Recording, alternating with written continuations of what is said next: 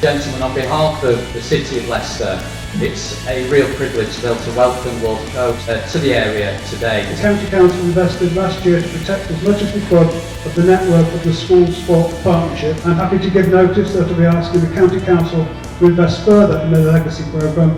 My one real wish, my real hope is that we can nail the legacy in exactly the same spirit of partnership. You know, the quality of what we saw at the Games, whether it was the extraordinary games makers that are sitting in front of us, the Torchbearers, 15 million people came out onto the streets of Britain to watch our Torchbearers. But the quality of what we saw was almost entirely down to the nature of those relationships.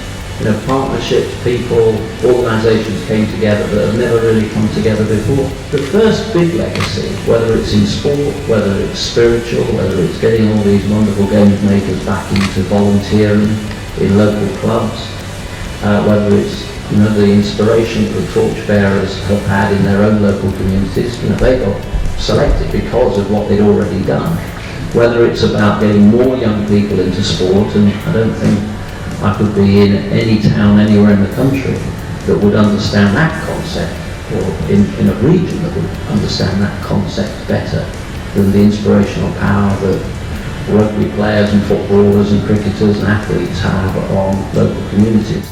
The most exciting part of the story is yet to unfold.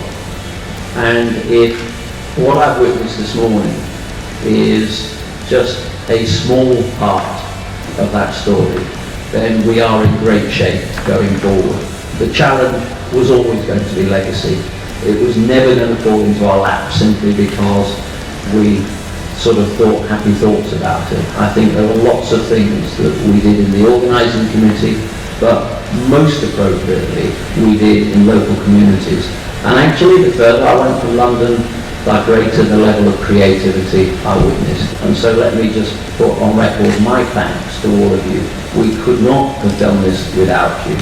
Millions of people, the length and breadth of this country, got behind the project much earlier and in a much more consistent way than any of the metropolitan elite that told us early on that this wasn't something that was really going to capture the imagination of local people. It did.